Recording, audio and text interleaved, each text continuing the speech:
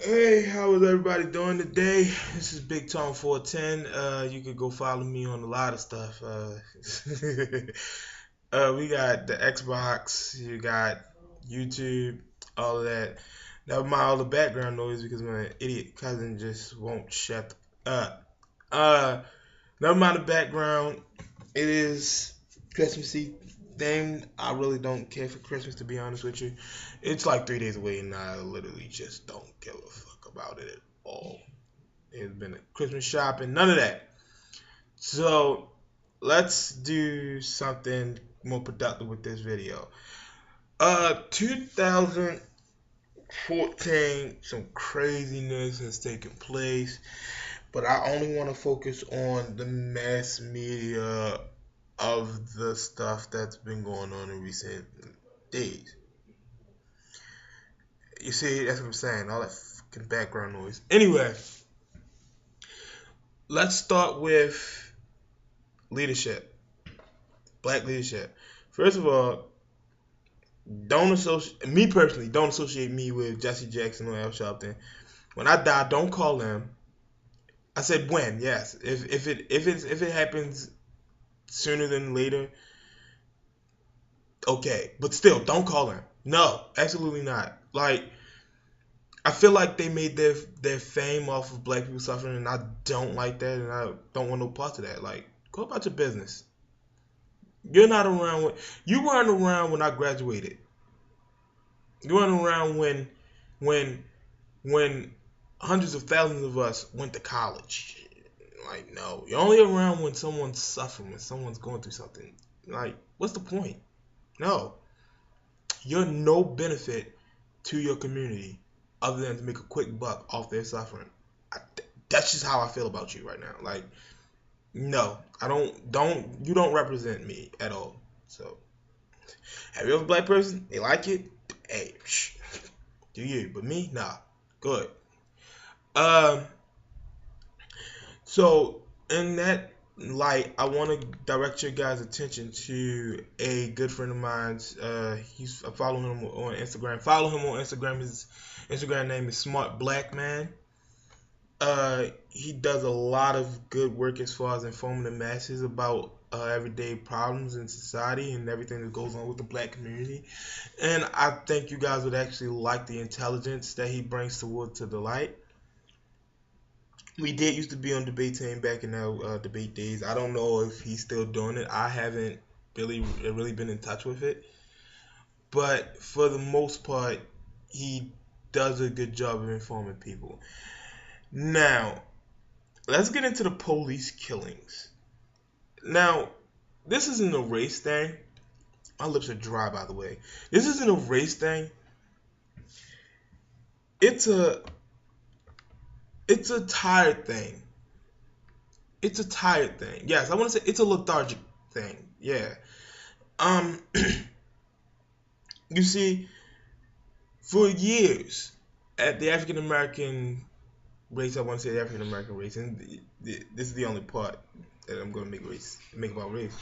For years, they've been saying, what if this was your child? What if this was your daughter? What if this was your father, your sister, brother, mother? Well, it finally is. Have you? You're angry. You're mad. You want to backlash. You want to go and take the law into your own hands. You want to go and do all the things wrong in the world to the people that taken from you. Never mind. It wasn't something as simple as your car being stolen. It wasn't something as simple as someone breaking and entering into your house. It was a life taken from your family, from you. It finally happened to you. Yes, that is my little brother. He's in the background. Yeah, he just decided he wanted to walk through. Hey, what's up, people? So, You need the TV off. the video isn't gonna be that long. It'll be fine. Anyway, it finally happened to you, and you're mad. You see now, for once in your life, you feel how we feel. I'm almost certain that I don't know if that was race related, if the actual shooting was race related, but the point is, you feel what we feel. But here's the thing: you're still so privileged that even though you felt it, you can still be ignorant. You can still be ignorant to it. As I said earlier today to some young fool who said we should just listen when the police say what they're gonna say, do what they're gonna do. I couldn't have that conversation with him because he was a Caucasian male. I don't know if he's privileged, but I'm gonna say he was a Caucasian because I'm not gonna say all white people are privileged. There is some that are privileged, but there are some that aren't. That live in my community, that live in my hood. So I can't really say all of that. The quote went, and this was something that I actually had made up. And look at this. This is my fat bald head cousin that won't walk through the picture too. So the quote. Don't worry, y'all. He just talked about me too when I walked in. The quote went, blind eyes and deaf ears can't see nor hear a problem. So they'll never be able to offer a solution to one. No, you talking about something that Like, they'll never be able to offer a solution to one. early on the week. Well, last week. It was last week. Yeah, it was last week. They'll never offer a solution to one. So whenever you come out your mouth and say, listen to the police and do what they say, you can't tell something like that to an African American male who's been through some of the things that I've been through. For example, have any of you who are privileged ever been stopped by the police and had a gun shoved in your mouth while another officer robbed you for your first paycheck? I'll wait. Touchy. Have you ever had a police officer run down on you and throw you through a fence? No, for no reason. You're just walking home from work. No reason. Just throw you through a fence. Have you ever had a police officer, a grown man, police officer reach down in your pants without probable cause? Not only have I haven't done, I've never sold a penny worth of drugs in my life, and I've been stopped for a couple times. Like, never held a weapon on me. Well, me personally, I'm not one to really believe in guns. I mean, I believe that they can kill you. I'm not gonna lie like that, but I was born with instilled in me from an era that all you needed was a fist to throw hands with. Like, if I'm gonna get locked up, I'm gonna get locked up for assault. That's it. Like, because it's all I know is my hands. Like, but then you got people who can't fight, like he said, Bobby Shmurda, who runs around with guns, and I do understand that. My thing is, if you're gonna treat us all fairly, treat us fairly. If you're gonna throw me in the dirt, in the ground, and start smashing and stepping on my head and stepping on my neck and shoot me in my back, aka Fruitvale Station, who remember that? I'm just saying, do it to the privileged white man. If he's walking down the street, I don't care if he has on a business suit, take him, sling him, drag him through the dirt the way you do me, and let him feel the same way that I feel. Otherwise, stop doing what you're doing. Approach me if you know I did a crime.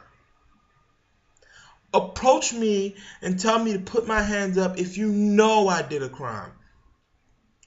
I shouldn't be forced to do any of these things, just like a white man in a business suit shouldn't be forced to do any of these things. And yes, I took it to race. I didn't want to do that. But these things never happen to them. And that's why I said I won't make it privileged, because I have seen it happen to... Oh, that's pretty cool. I have seen these things happen to Caucasian men or Caucasian women that aren't privileged. But this just goes to show you privilege matters. Like, there are privileged people out there. So I think that these problems are significant and substantial, that people should look at them. Like, it is a problem. It's definitely a problem. Let's see, what else? I think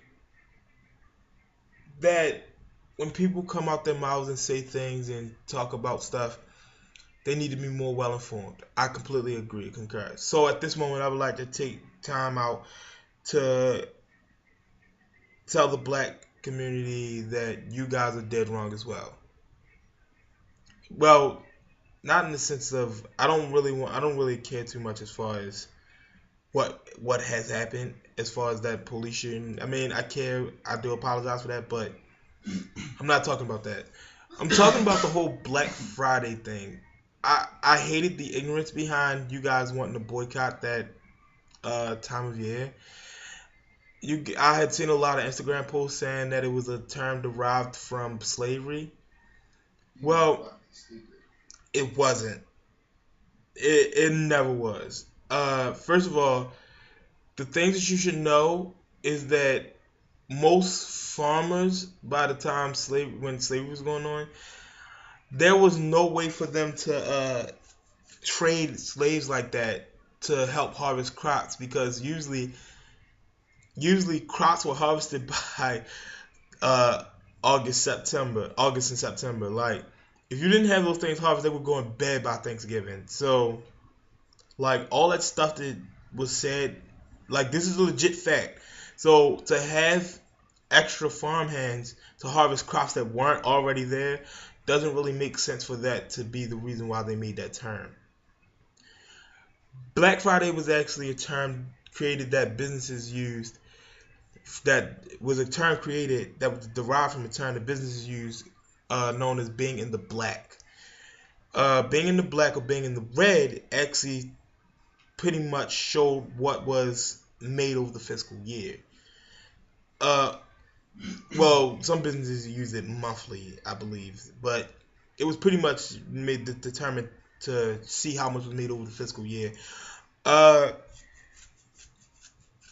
What ends up happening is they start to sell off their inventory and stock in bulk because they're trying to get that last remaining inventory turned into cash so they don't take a book hit.